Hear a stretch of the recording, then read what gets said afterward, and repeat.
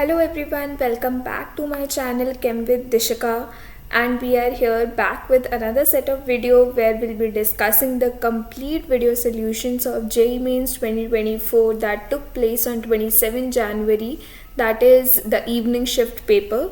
So if you have not watched my previous video, we have discussed already there the shift 1 paper with complete tips and tricks, and today we'll be discussing the question paper of shift 2, that is of 27 January. So without any further delay, let's move ahead with our video solutions. But before that, in case if you haven't subscribed to my channel yet, please do hit the subscribe button and like button in case you like my videos. So let's move ahead with our first question. So here we have our first question from the paper, that is from the physical chemistry, and it is asking you the quantity which changes with temperature is. So out of the 4 options you have to tell that which of the following changes with temperature. Basically which one of them is temperature dependent. So how to find this? Basically using the help of formulas you can see that which quantity changes with temperature and the one which will be changing with temperature will be the answer. So here if I talk about molarity and molality, when you study these concentration terms, then this is the first option that you have to look out for. So if I talk about molarity, then molarity is nothing but your number of moles of solute. So here you have your number of moles of solute over volume of solution, right? So here in the formula you have your volume. So this is volume of solution in liters, right? So we know that upon changing the temperature, what happens is here when you change the temperature, then this volume also changes, right? As you are increasing the temperature, volume is decreasing and hence molarity is increasing. So here this volume is since dependent on temperature, therefore molarity changes with the temperature. So third will be your correct choice, right? And if I talk about molality, then here in the formula you have number of moles of solute over mass of solvent, and we know that mass does not changes with temperature, and this is one of the specialities or the key highlight factor of molality is that also that it is independent of temperature. Okay, so this is independent of temperature. So that is why the answer will be molarity. Molality would be incorrect. Mass percentage is also basically involving mass, which is not dependent on temperature again, so that won't be the answer. And again if I talk about mole fraction, then here mole fraction is also a constant quantity and does not changes with temperature, so therefore it is also my incorrect answer. So the correct choice would be molarity, that is capital M. Okay, so I hope this question is clear to you. Let's move ahead with our next question. So here the next question is which of the following cannot act as an oxidizing agent. So this is from your inorganic chemistry, and here you have to tell that which of the following cannot act as an oxidizing agent. So which one is a good oxidizing agent, or which one in general is an oxidizing agent which is able to oxidize other species and is able to reduce itself. So basically here we have to look out for those species which can self-reduce themselves and oxidize other. But in the question it is asked that we have to tell that species which cannot act as an oxidizing agent, which means that here we have to look out for those species which cannot undergo reduction, right? So the one which is having the minimum oxidation state won't be able to undergo the self reduction process, and that's how we have to look out for the answer. So it is also a clear-cut question. If you'll try to eliminate out the options, you will find 3 species which are present in their maximum oxidation state, which means that they can gain electron and can reduce themselves up, which means they can act as an oxidizing agent. There is only one such species which is present in its minimum oxidation state, which cannot undergo further self-reduction. So that's how you can eliminate out the option. Let me just show you here. So if I talk about MnO4-, so here Mn is present in +7 oxidation state. In SO4 2-, sulfur is present in +6 oxidation state. in BrO3 negative, bromine is present in +7 oxidation state. So if you look at these three species, then you will find that they are present in their maximum oxidation state. Manganese is present in its maximum oxidation state, that is +7. Sulfur in its maximum oxidation state, that is +6, and bromine in its maximum oxidation state, that is +7, right? It means that they cannot further lose electrons, which means oxidation is not possible but reduction is possible. So they can undergo self-reduction and can oxidize the other species, which means that these three can act as a oxidizing agent, and only N3 negative, the minimum oxidation state, nitrogen cannot further reduce itself, right? It cannot further reduce itself because it is already present in its minimum oxidation state, that maximum oxidation state, that is nitrogen in -3, right? So it cannot further gain one electron and go up to nitrogen -4.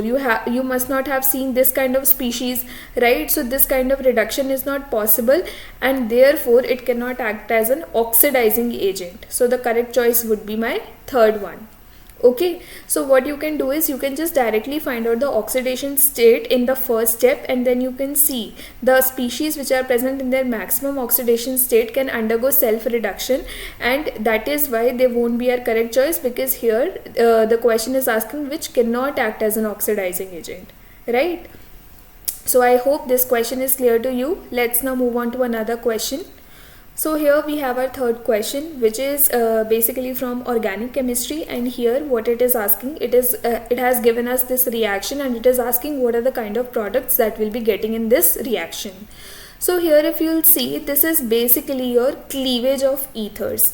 So this is from the topic of ethers, alcohol, phenols and ethers. So here if you know that how the cleavage of ethers takes place in order to form alcohol and alkyl halide.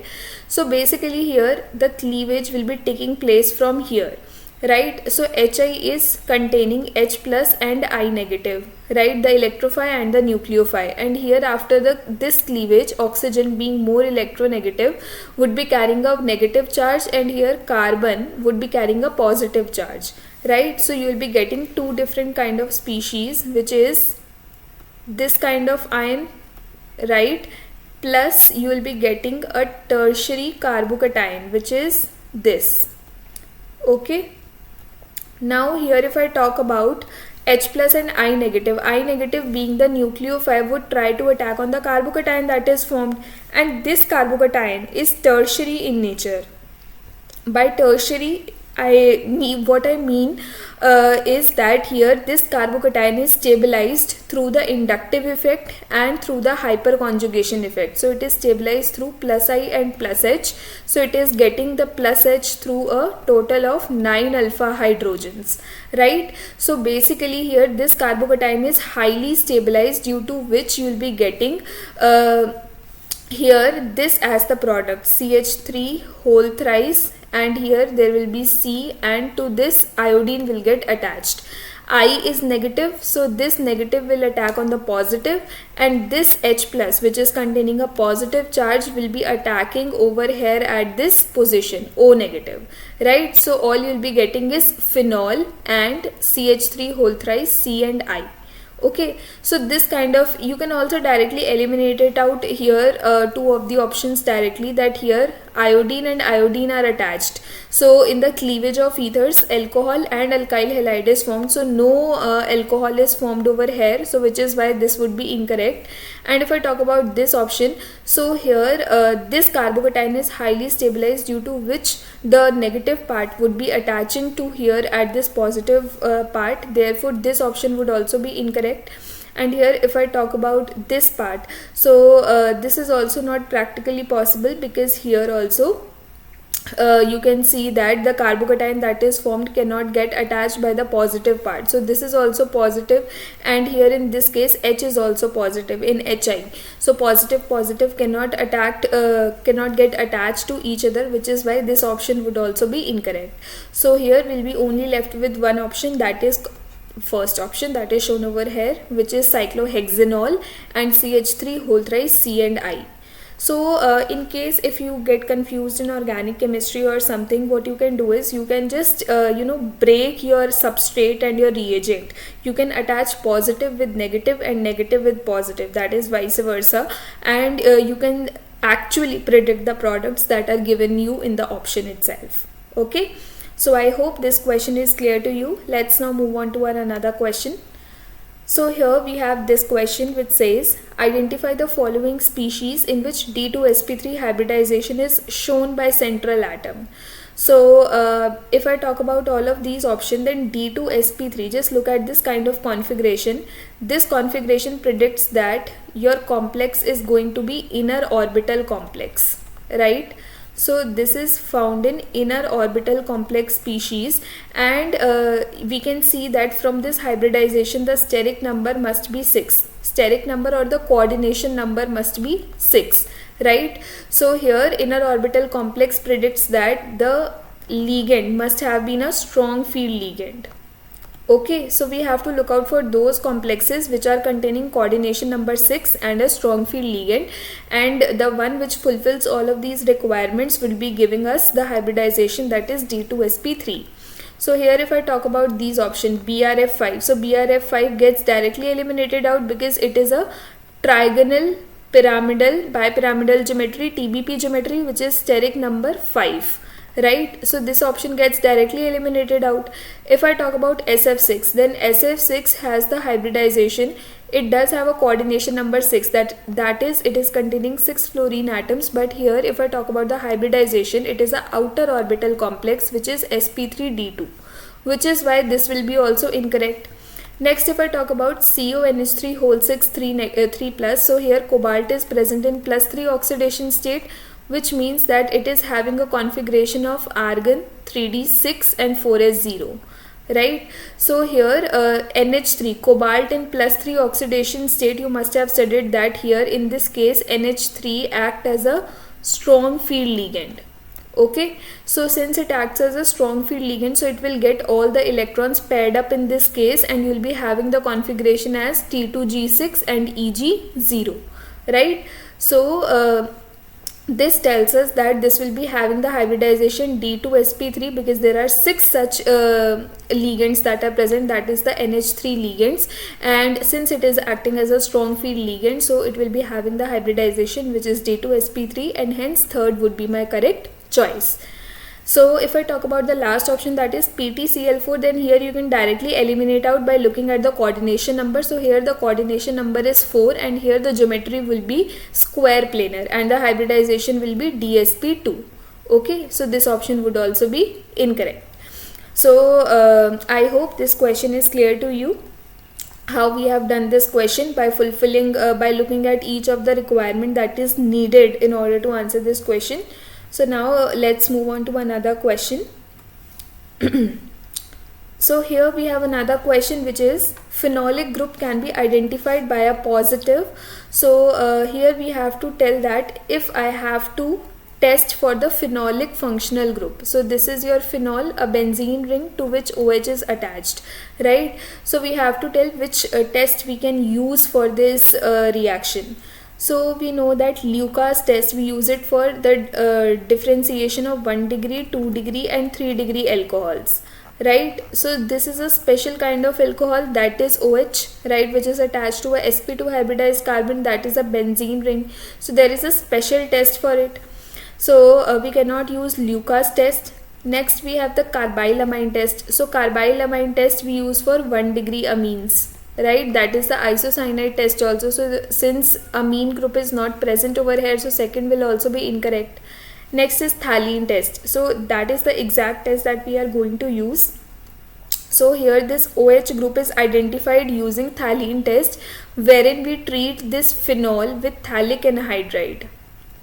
So you take phthalic anhydride. What is phthalic anhydride? A benzene ring to which C double bond O, oxygen, C double bond O, and this group is attached. So basically this is phthalic anhydride. Let me just write it here. This is phthalic anhydride. So when you react this in the presence of conc H2SO4, then what you get is phenolphthalein.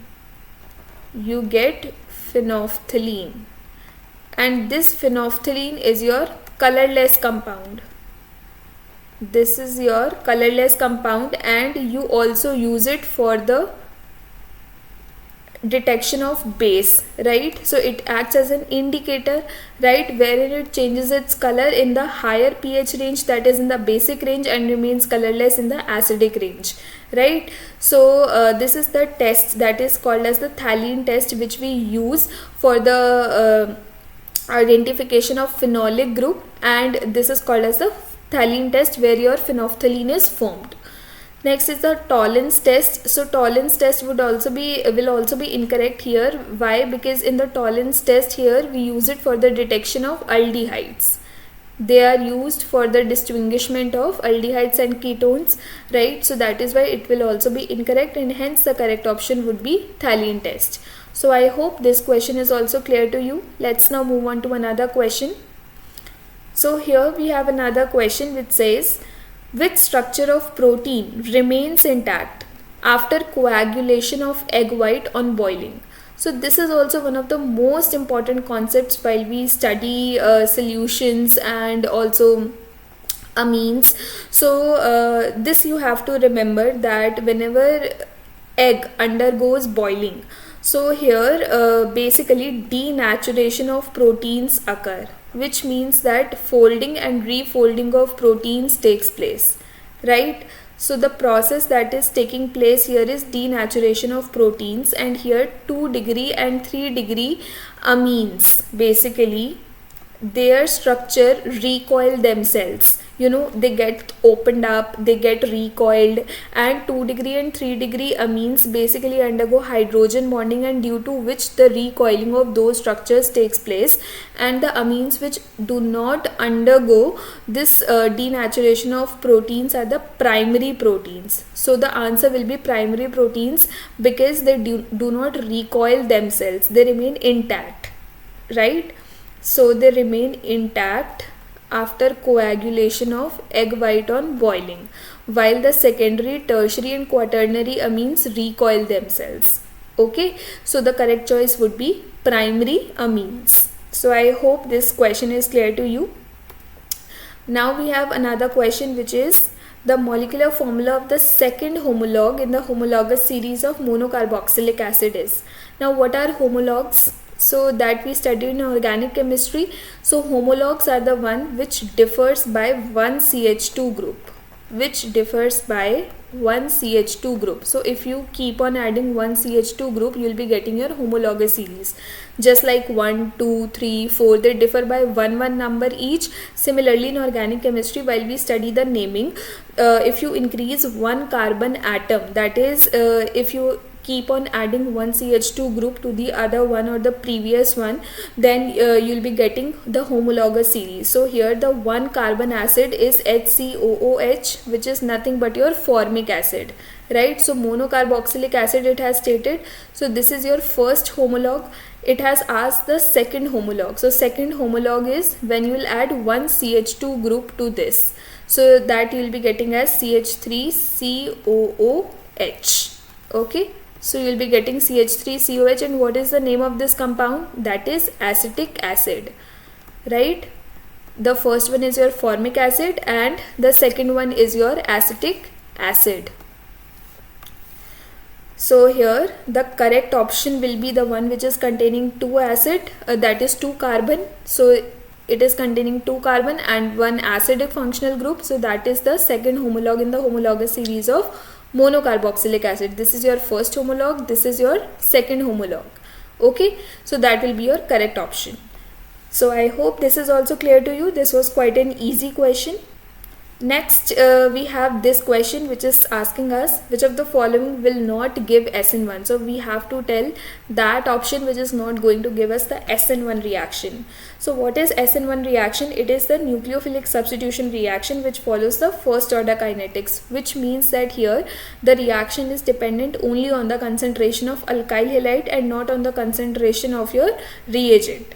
So here if I talk about the key highlights of SN1 reaction, here your intermediate is formed, that is the carbocation. It takes place in 2 steps and here the intermediate carbocation is formed, right? Now the question is asking me that out of the following which is not going to give me SN1 reaction. So the one where the carbocation will not be stable, right? So in these options we have to form the carbocation first, and we have to look out for the stability of the carbocation, and the one in which the carbocation is highly unstable will not give our SN1 reaction. So this is basically the crux of this question. So how to form the carbocation? You have to eliminate out Cl and you have to form the positive charge. So if I talk about the first option, then here we have CH2 double bond CH, CH2. So I have removed Cl from here and a positive charge is formed. So if you'll see the stability of this positive charge, then here it is involved in resonance, right? So this is stabilized by the resonance effect. So here the carbocation is stabilized, which means that it will give me SN1 reaction. So this option is incorrect. Next, if I talk about the option, so here if I talk about this option, then here after eliminating out Cl, CH2 positive is going to form. Here it is getting resonance from the ring, right? So here it is stabilized by plus R again, and since the carbocation is stabilized, therefore it is also going to give me SN1 reaction, which means this is also incorrect. Next, if I talk about this option, so in the third option, if you'll see, the carbocation that is going to form will be on the sp2 hybridized carbon, right? So if you'll eliminate out Cl from here, the carbocation is getting formed on sp2 hybridized carbon atom, and we know that positive charge on this sp2 hybridized carbon atom is highly unstable, right? So since this is highly unstable, therefore what is going to happen? This is not going to give me SN1 reaction because the carbocation is highly unstable, and therefore the correct option will be my third one.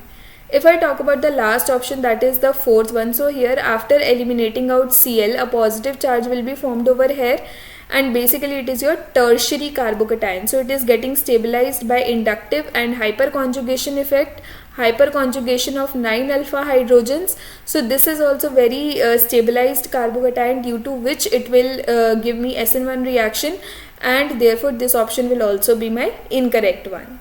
So I hope this question is clear to you. What is the approach that we have used to solve this? Let us now move on to our another question. So in this question, it is asking me in which all have D10 configuration in their ground state. So you have to pick out that pair which is having a D10 configuration in their ground state. So if I talk about the first pair itself, then here you know that copper, it has a configuration, it has an atomic number of 29, and if I talk about the configuration, it has argon 3d9 4s2. Initially you have this kind of configuration, but it gets converted D system, because we know that half-filled and full-filled configuration are more stable as compared to any other configuration. So one of the electron gets jumped into this D shell, and the configuration we have for copper is 3d10 4s1. So this is the ground state configuration in the case of copper. And similarly, if I talk about Ag, so here also we have argon, here we have krypton, and after krypton we have 4d10 and 5s1. Okay, since they belong to the same group, so they'll be having the same kind of configuration and will be having this kind of configuration. Similarly, if I talk about zinc, so here zinc has an atomic number of 30. So it has the configuration of argon 3d10 4s2, that we know, right? And similarly, cadmium is another element of the same group, so it will be having krypton 4d10 and 5s2. So we'll be having over here, that is krypton 4d10 5s2. Okay, so that will be the correct set of the answer, wherein copper, Ag, zinc and cadmium, all four of them are having D10 configuration in their ground state. Okay, so the correct answer will be my first one. So I hope this question is clear to you. You have to remember the configuration of chromium and copper because of the stability of half-filled and full-filled configuration.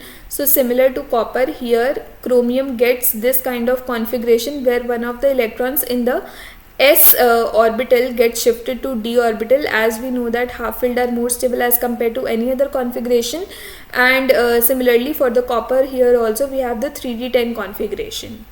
Okay, so I hope this question is clear to you. Let's now move on to our another question. So we have this question wherein we have been asked to compare the stability of the resonating structures. We have been given 3 resonating structures and we have to tell their stabilities, right? So for the first case, so this is your third one, and for the first case here, what we need to see is that we have to see that species which is containing no charge. So the one which does not contain any charge is of highest stability. Wherever the charge comes in between, then it gets destabilized due to some or the other reason. So we have to look out for those species which is not containing any charge. So the first one is not containing any charge, so that is why it is the most stable amongst all of these 3, right? Now if I talk about second and third, then in both the charges the charge separation are present, and for the second case, if the charges are same, then we have to see the number of pi bonds. Okay, you have to look out for the number of pi bonds. So the one which is containing the higher number of pi bonds means that there, in that case, the number of octet of the elements filled are greater in number as compared to the other one which is containing the lesser number of pi bonds. मतलब कि जिसमें ज़्यादा number of pi bonds होंगे, इसका मतलब वहाँ पर जितने भी एलिमेंट्स प्रेजेंट हैं उनके ऑक्टेट कंप्लीट उतने ही ज़्यादा होंगे, और ऑक्टेट कंप्लीट होने का मतलब उतनी ही ज़्यादा स्टेबिलिटी होगी, right? So which is why अगर मैं सेकंड और थर्ड में कंपेयर करूँ तो यहाँ पर हमारे पास एक पाई बॉन्ड है जो हम देख सकते हैं, वेर एज थर्ड में कोई भी पाई बॉन्ड नहीं है. तो सेकंड में जो ऑक्टेट है वो ज़्यादा कंप्लीट है, मतलब यहाँ पर कार्बन का आप ऑक्टेट देखोगे तो कंप्लीट है as compare to the third one जिसमें कार्बन का ऑक्टेट कंप्लीट नहीं है, right? So due to which मेरा सेकंड जो स्ट्रक्चर है वो ज़्यादा स्टेबल हो जाएगा as compare to third, and hence जो मेरा करेक्ट ऑर्डर हो जाएगा वो ये होगा. तो सबसे पहले आपको क्या देखना है? सबसे पहले आपको देखना है चार्ज, जिसमें मिनिमम नंबर ऑफ चार्जेस है वो सबसे ज़्यादा स्टेबल होगा.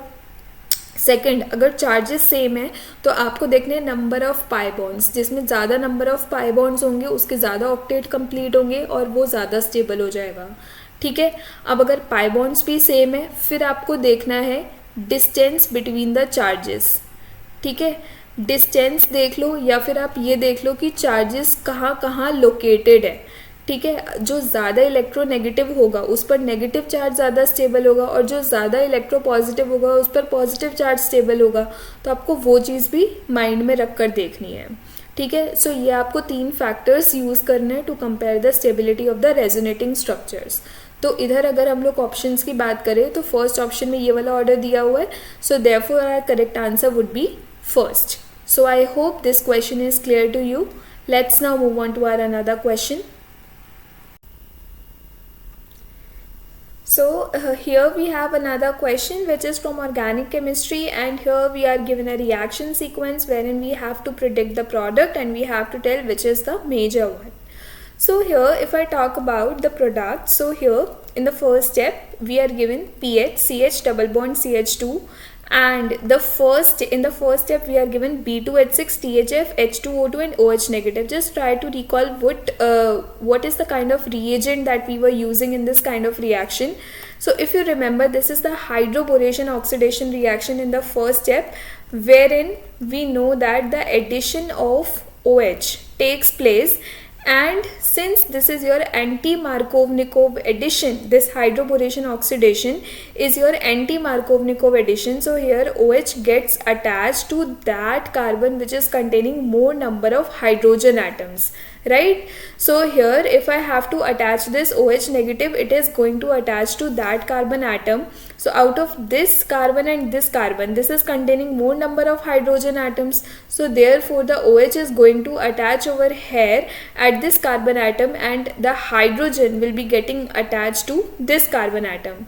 So in the first step we will be getting pH, CH2, CH2 and OH. This is your hydroboration oxidation reaction, and it takes place in accordance with anti-Markovnikov addition. Now in the next step it is being treated with HBr. So what happens in this case, if you don't know what is going to happen, you know that H plus and Br negative, and this is your OH, right? So OH being a nucleophile will attack on the electrophile, that is H plus, and this will leave out as water, and a carbocation will be formed over here at this position, which will get attached to the negative part, that is Br negative, and you will be getting pH CH2 CH2 Br. So basically here OH gets replaced by Br, and it takes place through the loss of water molecule. In the next step, what it is going to happen, it is treated with Mg. So this is your reaction to prepare the Grignard reagent. So here you will be getting pH CH2 CH2 MgBr. So now you have your Grignard reagent. So here we have the polarities as del negative, del positive, del negative. So now you have generated a carbon ion over here, right? In the last step, it is treated with HCHO, which is HC double bond O and H. So basically this is containing electrophile, that is del positive, and a nucleophile del negative. All you need to do is you just need to attach it, the positive to the negative and negative to the positive. So since it is carrying a negative charge, it is going to attack over here at the electrophilic carbonyl carbon, and the electron density will be seen shifting towards oxygen. So all you will be getting is pH CH2 CH2 C O negative, and here you are going to get CH2, right? So this O negative will gain up electron. So this is basically O negative MgBr, and this after workup will give you pH CH2 CH2 CH2 and OH, right? So this is the product that you are going to get after these 4 sets of reaction. Okay, so let us look at the correct option. The correct option is given in the 4th part, so 4th will be my correct choice. So what we have done over here, in the first step we know it is hydroboration oxidation, that is the addition takes place in accordance with the anti-Markovnikov's rule. In the second step, HBr is added, wherein this OH gets replaced by Br and you get your alkyl halide. In the next step, it is treated with Mg in the presence of dry ether, which means it is the method of preparation for the Grignard reagent, and here you will be getting your Grignard reagent as PHCH2 CH2 MgBr, where the polarity will be, the carbon will be having a partial negative charge, Mg partial positive charge, and your halogen atom partial negative charge. Okay, so due to this polarity, if we'll attack on the formaldehyde, that is Hc double bond OH, here also you know the polarity, that oxygen being more electronegative will be carrying a partial positive charge, partial negative charge, and carbon will be carrying a partial positive charge, and you just need to attack this negative on positive, and that's how you will be getting your final product as this. So I hope this question is clear to you. Let's now move on to our another question. So here it is asking you the technique which you'll use for the purification of steam volatile water immiscible substance. So immiscible means that they'll not get mixed up with each other, and you have to tell which of the methods we can use for this kind of separation. So whenever we have one steam volatile compound and a substance which is water immiscible, which means that we can use over here the process that is steam distillation. So this is the process that we use when we have one steam volatile compound and one compound that is water immiscible, right? So the correct answer will be steam distillation. In fractional distillation, there has to be a difference between boiling point. So when the boiling point of the two components are not very much different, that is they lie near to each other, there is not much difference between those two, then we use fractional distillation. In simple distillation, the boiling point between the components is very large, whereas distillation under reduced pressure is also based upon the boiling point, right? So whenever we have one steam volatile component and one water immiscible component, then the process that we use for separation or purification is the steam distillation process. So I hope this question is clear to you. Let's now move on to our another question. So the next question we have is from physical chemistry, and here you have to take care of the units very carefully. So here delta H naught and delta S naught for the process or reaction are given to you. So delta H naught that we are given is 77.2 kilojoules, right? So I'll convert it into joules first, that is this, and delta S naught is already given to me in joules, so I have to take all of these in the similar units. Okay, so this is given to be in kilojoules and this is in joules, so you have to convert them accordingly. Temperature is given to you, that is 300 Kelvin, and it is asking you the value of log 1 by K. Okay, so you have to think of the relations, what relations you can use in actual to find this value of log 1 by K, where K is your equilibrium constant. So whenever these two quantities are given, all you can think is of Gibbs free energy, that is delta G naught, and we know the relation for delta G naught, that it is equal to minus RT ln K. So if I am able to find delta G naught from these two values, that is delta H naught and delta S naught, then I can substitute it over here in this expression. I know the value of R, I know the value of T, and that's how I can find the value for ln K, right? So since here there is log, so I'll just multiply it by 2.303, and using that relation I can find out the value for log 1 by K that is actually asked, right? So whenever thermodynamic quantities like these are given, you can think of the Gibbs free energy, and you know the relation that relates these two quantities with each other, that is delta G is equal to delta H naught minus T delta S naught. Okay, so what you can do is you can just substitute it over here in this expression. So first you can find delta G naught in kilojoules, because that will simplify your answer instead of using it in joules.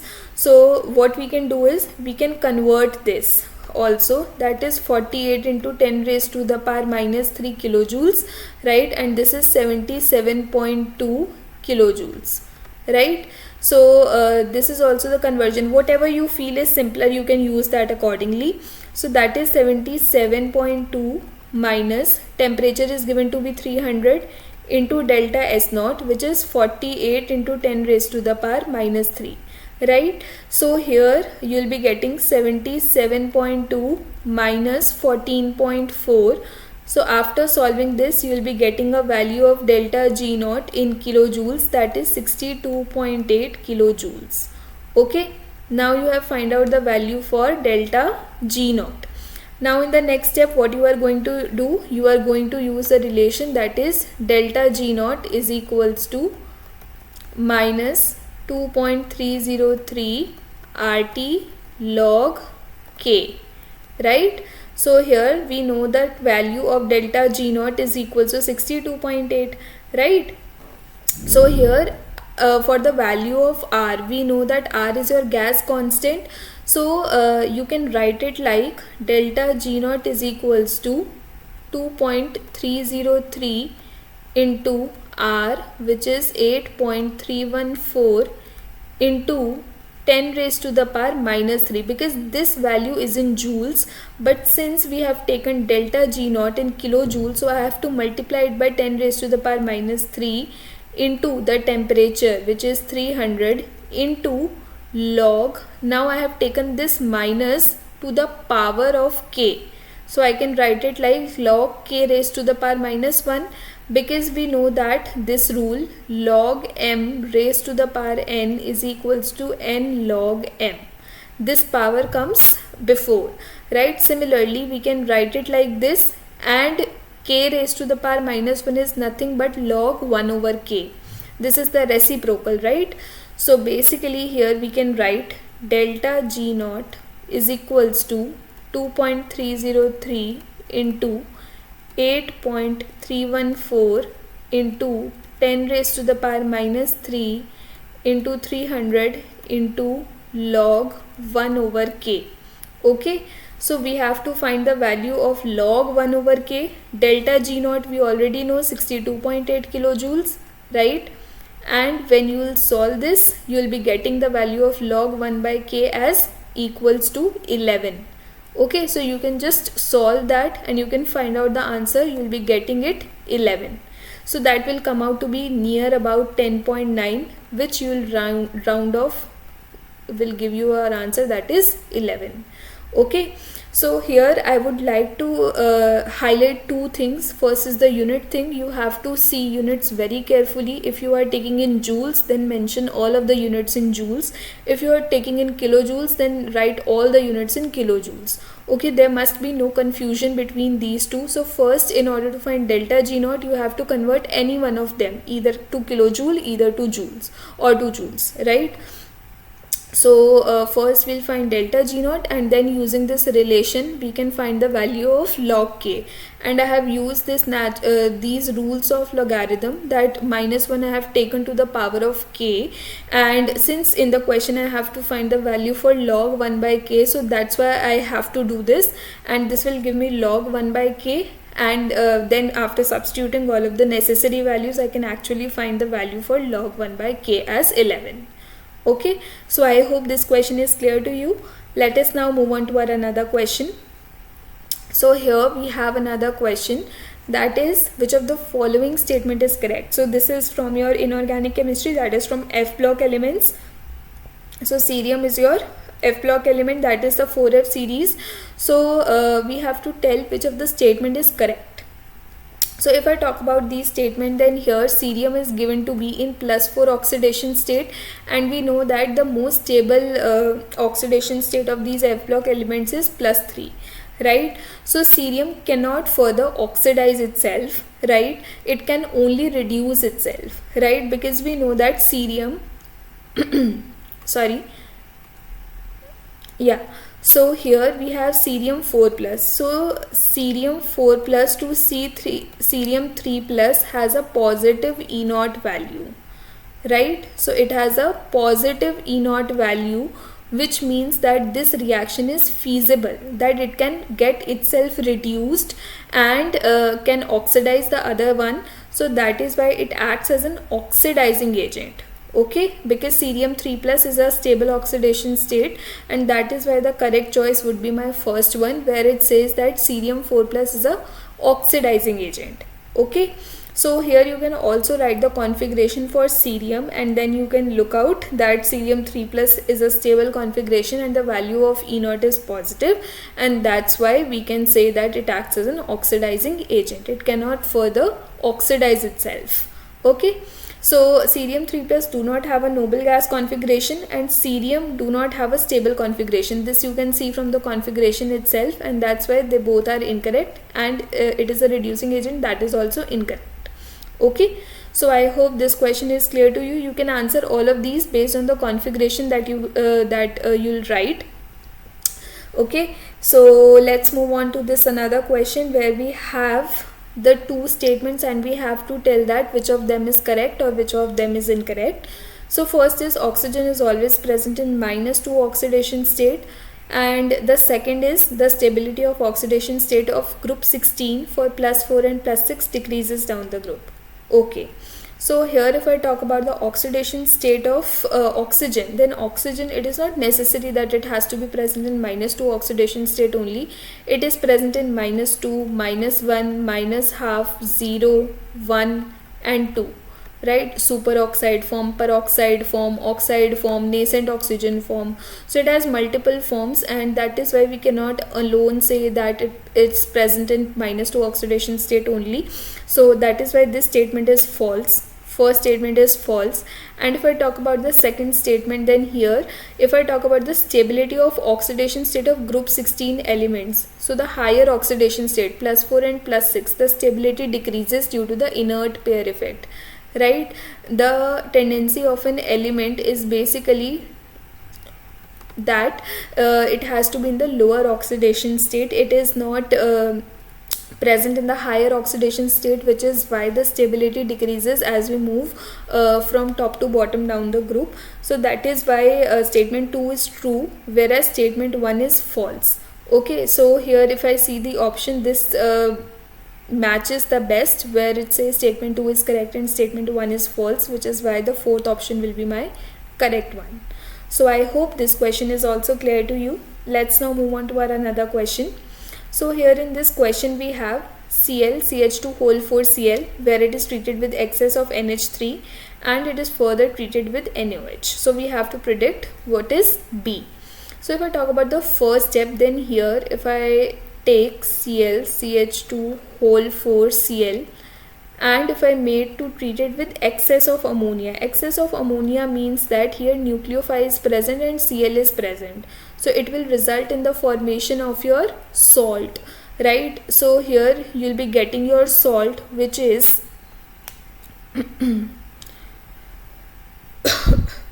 so you'll be getting a salt which is Cl NH3 plus, Cl NH3 plus, Cl negative NH3 plus, CH2 whole 4 NH3 plus and Cl negative.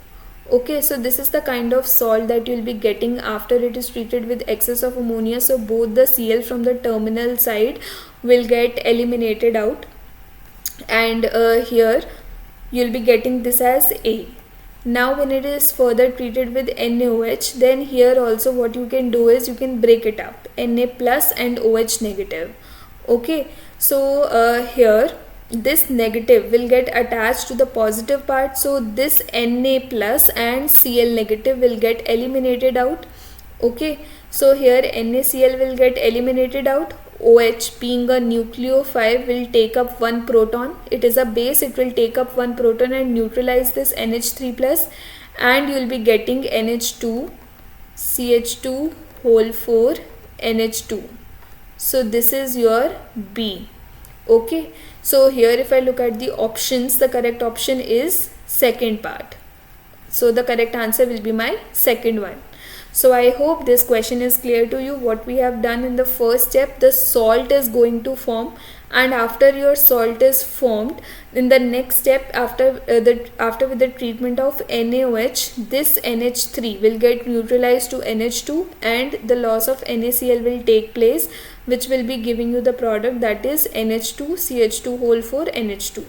Okay, so this will be my correct option. Let's now move on to our another part of the question paper, that is the section B part. So in the section B part, here we have the numerical answer type questions, wherein you have to answer only 5 questions out of the 10 choices that are given to you. So here we have the first question where it is asked from chemical kinetics, and in the chemical kinetics it has basically given you that for a first order reaction T 99.9 is X times T of 50%, and you have to tell that what is the value of X. So here you have to use the simple relationship. So what kind of relationship? You know that for the first order reaction here, what is the expression that you use? So the expression that you use is T is equals to 2.303 over K log A naught, which is the initial concentration, over final concentration, that is A naught minus X. So this is for your first order kinetics. So what I am going to do is I am going to write it for both. T 99.9, it means that it is the reacted amount, which is X. Okay, so for the first case T 99.9, it is equals to 2.303 over K log, initially if I am going to take it as 100, since it is given in percentage, so it will be 100 minus 99.9. okay, so that is that you can find, and T50 is equals to 2.303 over K log 100 over 100 minus 50. What you can do is you can simply take their ratios, you can simply divide them up, and after dividing them up this will get cancelled out. Okay, log 100, you can use that formulas also. So that is equals to log 1000 over log 2. Okay, so what you can do is you can subtract it. This will come out to be 0.1 and this will come out to be 50.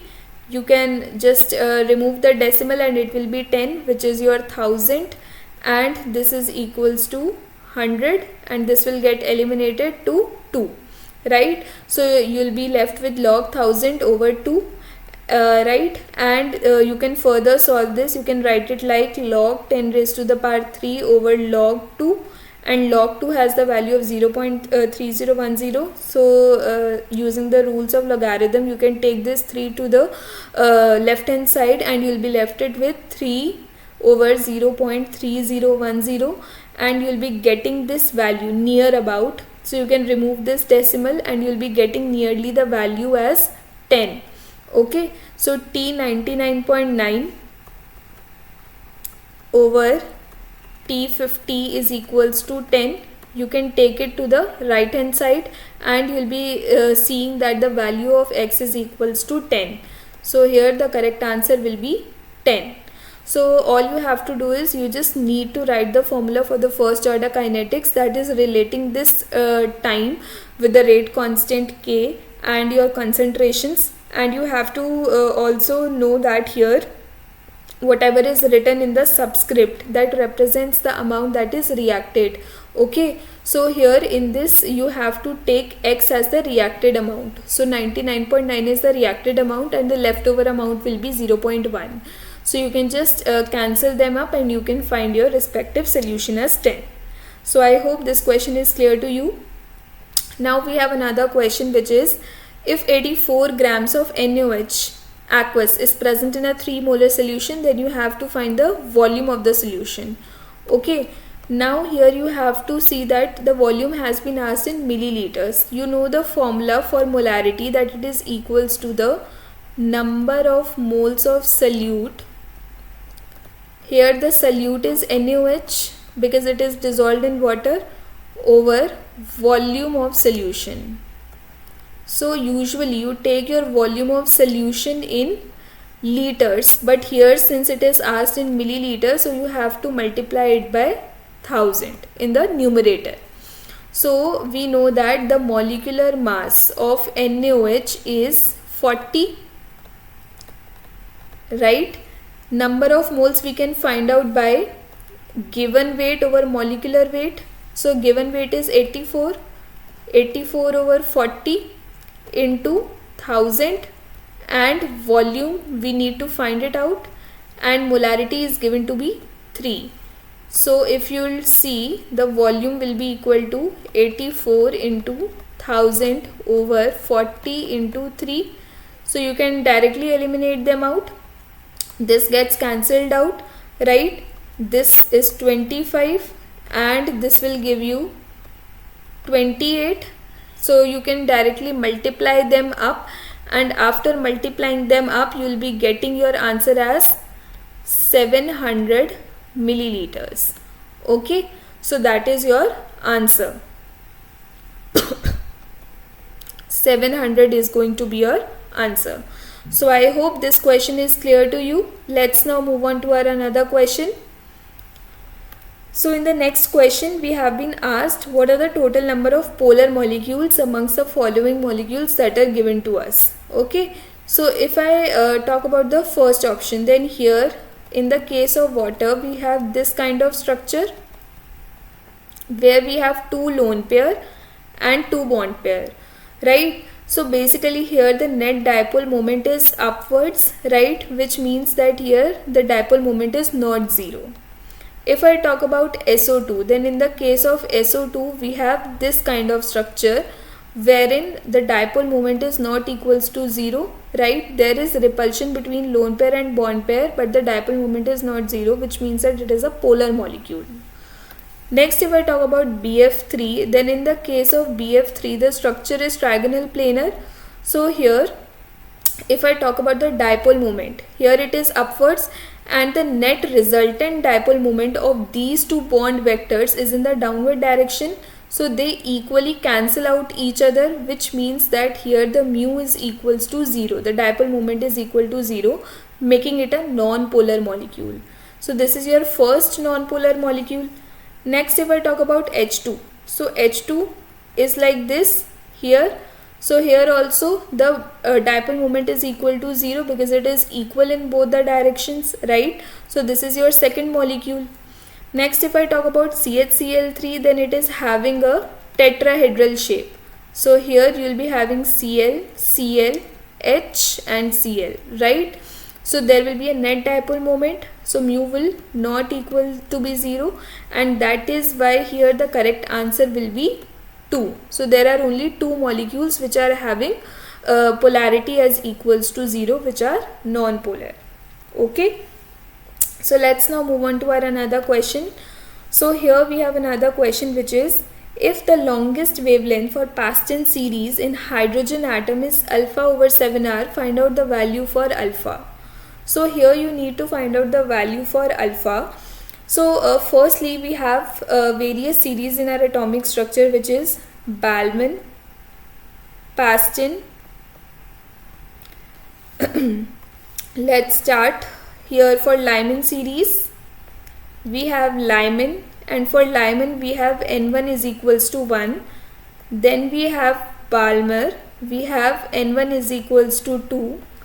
Then we have for Paston, that is for 3, right? Then we have Brackett and Pfund series, Humphrey series. So here we have to predict the longest wavelength. So using this formula, 1 over lambda is equals to r z square 1 over n1 square minus 1 over n2 square. This is the formula that we use.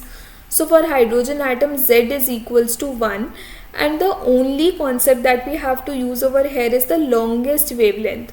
So what will be the longest wavelength? In order to maximize lambda, if the lambda is maximum, this whole quantity 1 over lambda will be minimum, right? And if this has to be minimum, so we have to take the very next number that is present in the series after the past-tense series, because here the n1 is fixed, that is 3. So this 1 over lambda is equals to r into 1 over 3 square minus 1 over 4 square, right? You have to see whether it has to be 4, the next number present to the past-tense series, or infinity. If it has to be infinity, then this quantity will be maximized, but we have to minimize this quantity, and which is why I have to take this number to the number next to the series that is given, that is the past-tense series.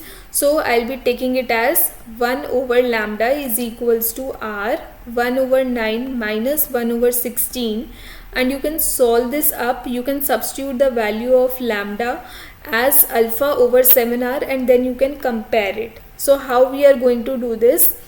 You can see 1 over lambda is equals to r, 16 minus 9 is 7 over 9 into 16, right? So this is going to give you the value as lambda is equals to 144 over 7r. Okay, so here if you will see the value of alpha, if you will compare this with the equation that is given, you will be getting the value of alpha as. So let's now move on to our another question. So in this question we have been asked, how many compounds given below have the chiral carbon? So we have to identify that which of the following compounds are containing a chiral carbon. So what is a chiral carbon? So basically chiral carbon is that asymmetric carbon in which all the 4 groups that are attached to that carbon are different, right? So we have to look out for that carbon which is containing all the 4 groups to its sides. So if I talk about the first example over here, if I talk about this carbon, so if you look at this carbon over here, so to one side CH3 group is attached, to another side C double bond O chain is present, and here CH2 group is present, and in this case one is hydrogen. So all 4 groups are different, which means that it is containing a chiral carbon. So this carbon is your chiral carbon, that is represented by an asterisk sign. So just to magnify it, I'll draw it again over here. So we have one CH3 group over here and one C double bond O group here. So basically this carbon is your asymmetric carbon which is having all 4 groups attached to its sides. So therefore it is your chiral carbon. So this is your first compound that is containing a chiral carbon. Next, if I talk about the second compound, so here there is a POS, that is a plane of symmetry. If you will pass a plane just from the center of this molecule, then you will see that the left hand side resembles exactly the right hand side, which means that here no chirality is present or I can say that there is no carbon which is asymmetric in nature. So all the groups are same. If you look at this carbon, 2 hydrogens are attached, which means 2 similar groups. So therefore there is no such chiral carbon that is present. Also you have to look out only for those carbon atoms which are sp3 hybridized. You don't have to look out for those carbons which are sp2 hybridized or sp hybridized. Okay, so this is achiral. So it is not containing any of the chiral carbon, so therefore it is not counted in the chirality. Next, if I talk about the third example, then here if you will see, all of these carbons are containing 2 hydrogens or 3 hydrogens each, which means the similar kind of groups. Whereas if I talk about this carbon atom, so this carbon atom, is it chiral or achiral?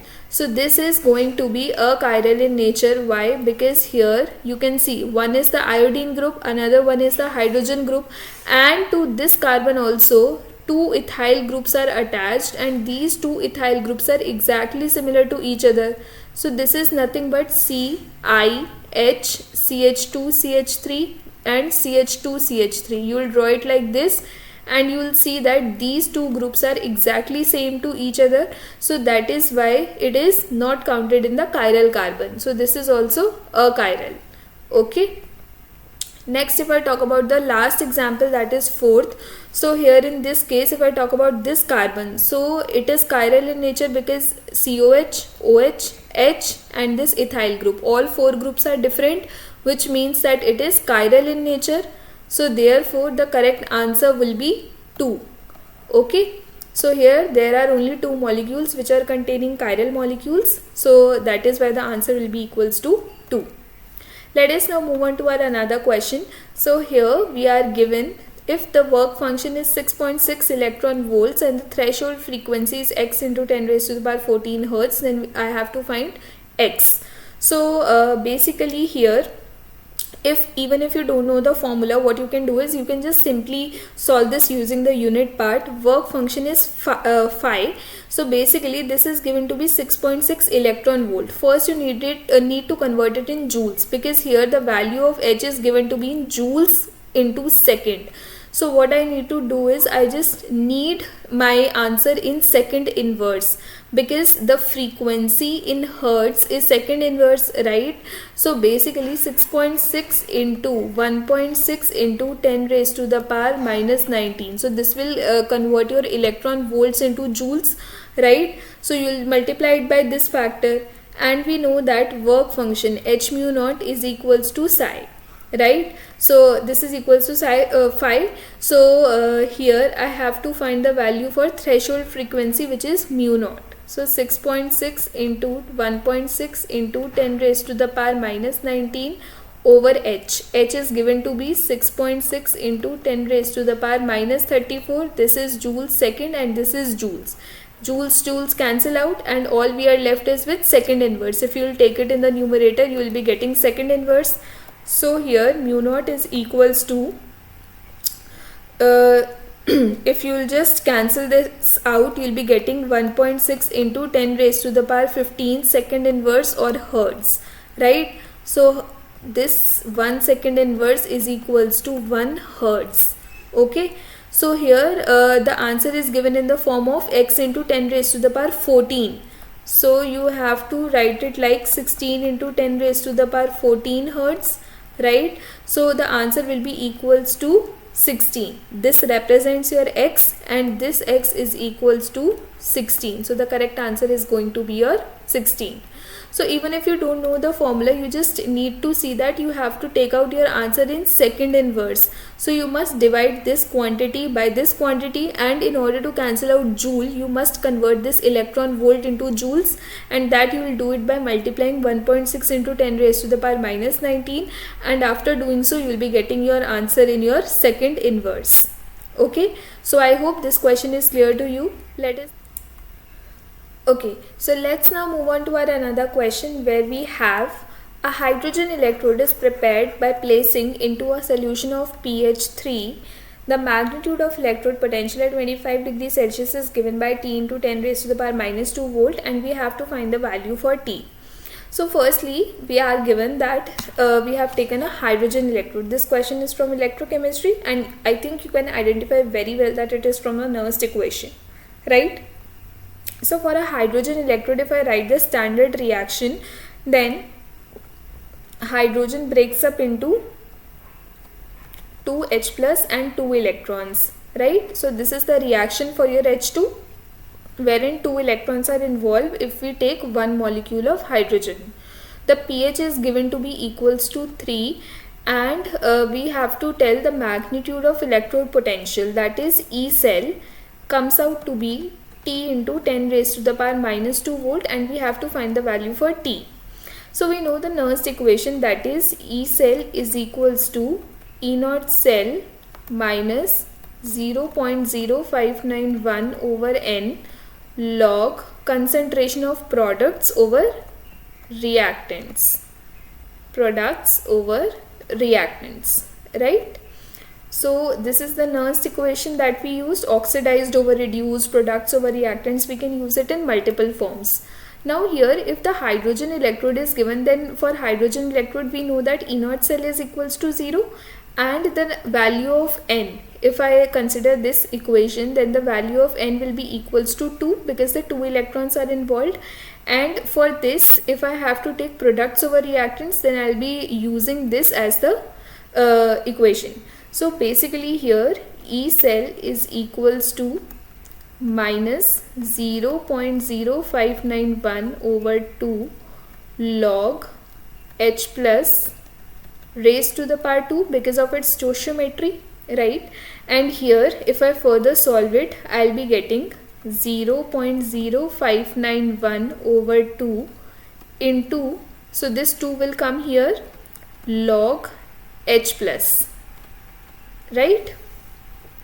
So this is going to get cancelled out, and if I consider this minus and log H plus, this becomes the formula for pH, because I know that pH is equals to minus log of H plus. I have to somehow relate it with pH because in the question pH is given to me.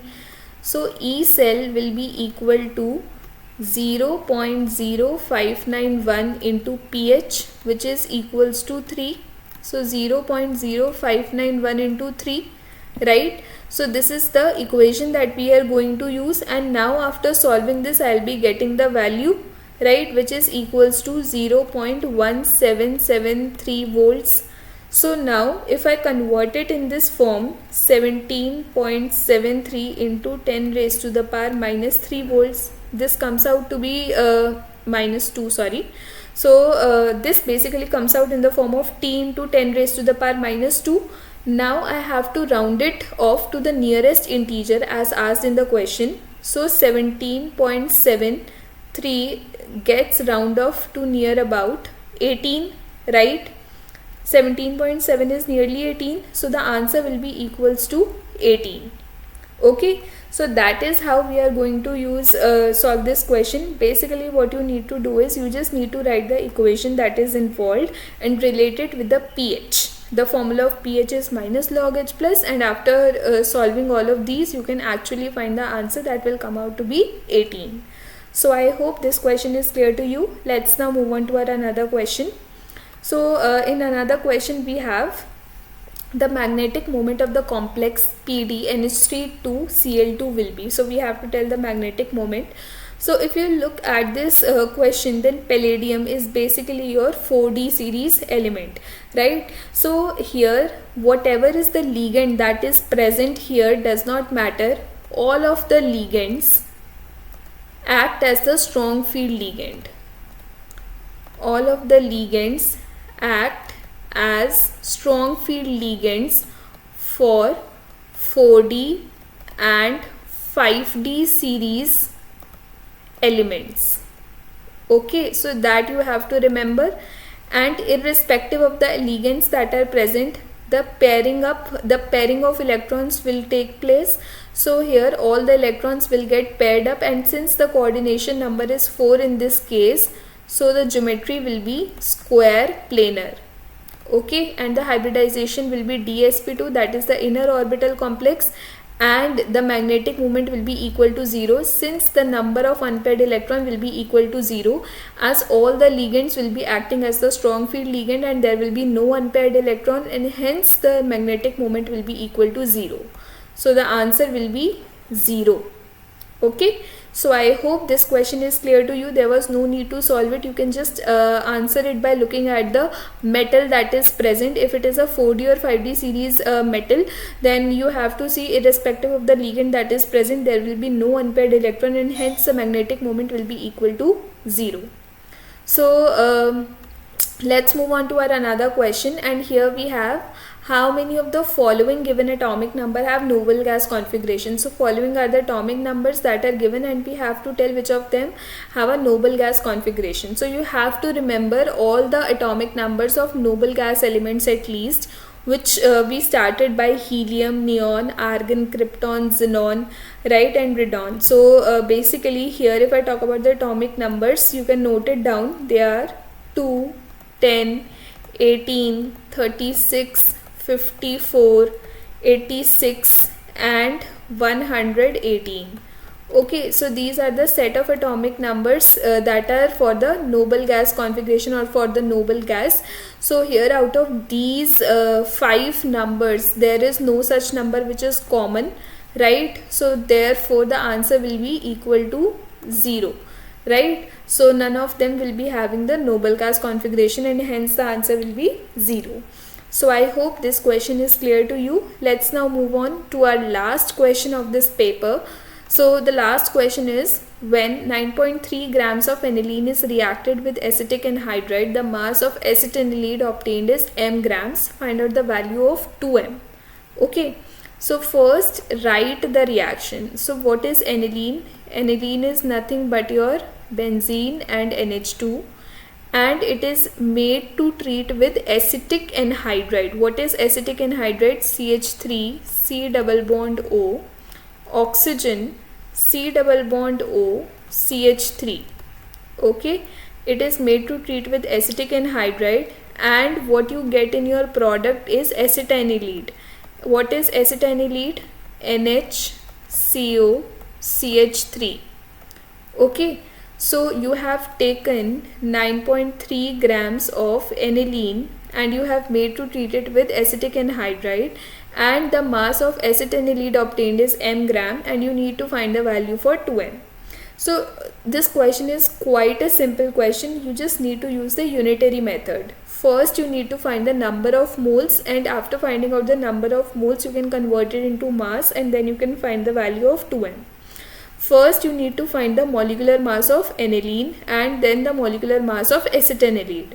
So for aniline you can write it like C6H5NH2, and you can calculate its molar mass, 12 into 6 plus 5 into 1 plus 14 plus 2 into 1. So that is 72, 7 and 14, right? So it is 79 and 14, which is 93 grams, right?